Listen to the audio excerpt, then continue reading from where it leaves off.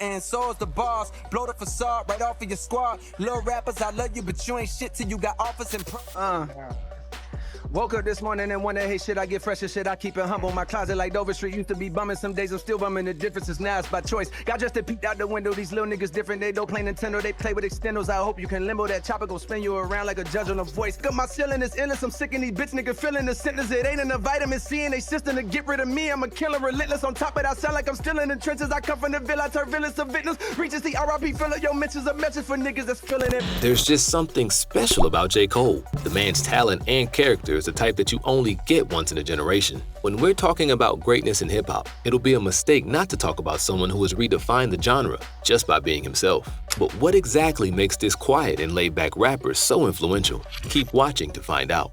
The next godfather of hip-hop. J. Cole has been breaking down black male stereotypes and taking on the government with his music. He's had his part in making politically conscious rap popular, and the cool thing is, even with the strong political vibe, his rhymes resonate with a wide range of people thanks to those empowering messages he drops. J. Cole is not just talking the talk, he also walks it. Ever since he blew into the mainstream conversation, he's been shining a light on the messed up politics in America, the broken justice system, and how it keeps messing with African Americans. But what's even more amazing is that Cole's passion and perseverance in hip-hop has also led him to helping the African American community. He's been using his platform to push the young folks in his hometown, Fayetteville, to stick to their education and chase their dreams. Some years ago, J. Cole bought his childhood home and is now renting it out for free to struggling families in the community until they can get back on their feet. He truly is dedicated to keeping positive vibes and helping others with the heart of gold. His impact goes way beyond just the music scene. Along with the likes of Kendrick Lamar and Joey Badass, he's leading the game with rap that sends a real message. His music is not only inspiring, it's also not afraid to show the harsh reality of life in America. No one might know more about that harsh reality than J. Cole himself. Who is J. Cole? Number one, dream as high as you possibly can. See yourself, not even dream. See yourself as high as you possibly can. Define that. Don't just say, I want to do such and such. Because if you mess around and get such and such, you're going to be mad that you didn't think about higher. Cole was born in Frankfurt, Germany. When he was a kid, he moved back to the States and spent most of his childhood in Fayetteville, North Carolina. Living in Fayetteville gave Cole a real glimpse at how life can truly be for most people growing up in poverty. He saw how black people were treated in America and how messed up and unfair the world is, and he was determined to change it. Cole's love for music began to develop around this time, and his situation sparked a desire to become a rapper, songwriter, and music producer. His old man's collection of vinyl records got him stoked, and he went on a mad journey exploring all kinds of genres: soul, jazz, hip-hop, you name it. As he matured, his passion for storytelling and poetry developed, motivating him to experiment with writing his own rhyme. At the age of 12, J. Cole received a meaningful Christmas gift from his mother, a simple Casio keyboard. Little did they know that this seemingly ordinary present would become a pivotal moment in his life. The keyboard opened up a new world for him, allowing him to experiment with creating beats and eventually start producing his own music. With this newfound skill, Cole began crafting his unique sound, using the beats as a canvas for his deeply introspective and emotionally charged lyrics. It's hard to grow when you're comfortable. You're not stretching yourself, you're not stretching your limits, you're just in your comfort. Throughout his teenage years, Cole continued to sharpen his skills as an MC and posted his music online on an array of platforms. He gave out mixtapes to his friends and classmates, and even though some challenges and criticism occurred, he remained focused and continued to pursue his goals. In 2007, Cole released a Come Up, a mixtape that ended up bringing him some dedicated fans and positive attention. The success of this mixtape really helped him keep him on track to pursue a life in hip-hop. He later released other mixtapes titled The Warm Up and Friday Night Lights, and his music fell into the hands of none other than Jay-Z. This would end up becoming J. Cole's big break. In 2009, Cole signed a deal with Roc Nation, and this deal has been a game changer for the young rapper. With Jay-Z to help mold him into the superstar he is today, this was the final push Cole needed to really take off. There was no stopping him. From early on, he was continuously evolving as a lyricist, and now with one of the most influential figures in hip-hop behind his back, he really exploded. His debut album under Roc Nation was Cold World, The Sideline Story, and was released in 2011. It showcased his commitment to addressing social issues, personal struggles, and life experiences in the music industry, and received critically acclaimed commercial success, solidifying his place in hip-hop. And from there, the dude's just been killing it. He keeps dropping dope albums: Born Sinner, 2014 Forest Hills Drive, For Your Eyes Only, KOD, and The Offseason, along with some other EPs. People just can't get enough of his thought-provoking lyrics. That's nowhere close to a championship to me, the Grammy, but there was an album that felt like a championship. You know what I mean? Yeah. There was the releasing of an album.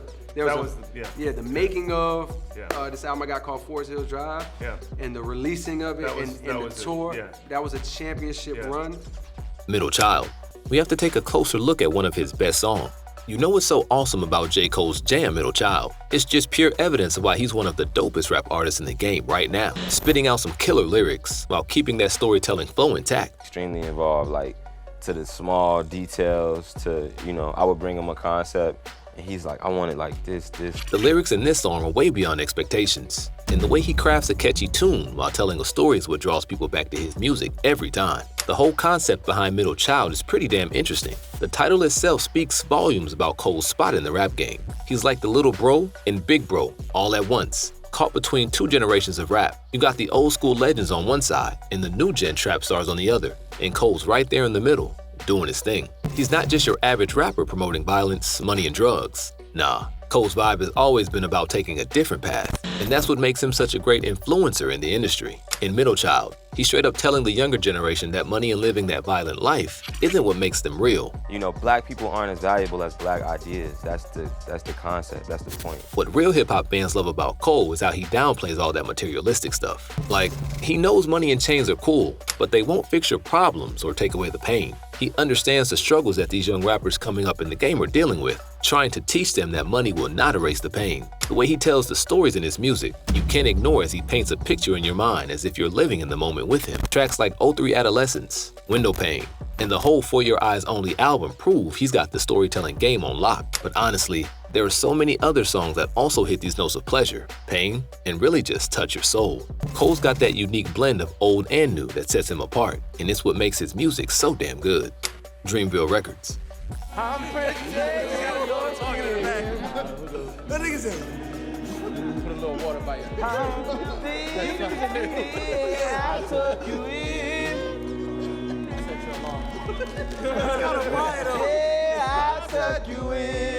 Over the past few years, J. Cole has been slowly building up a musical empire. It all started back in 2014 when he teamed up with his buddy and manager, Ibrahim Hamad, and dropped Dreamville Records on us. It was a big deal at the time. Their first joint, Revenge of the Dreamers 1, hit the scene, and it was pure hip-hop magic, featuring Cole and the label's first signees, Boss and Omen.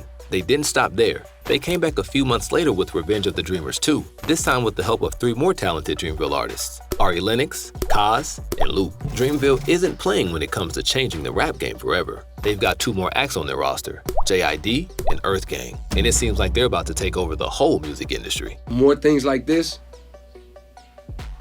would do so much for just music, period.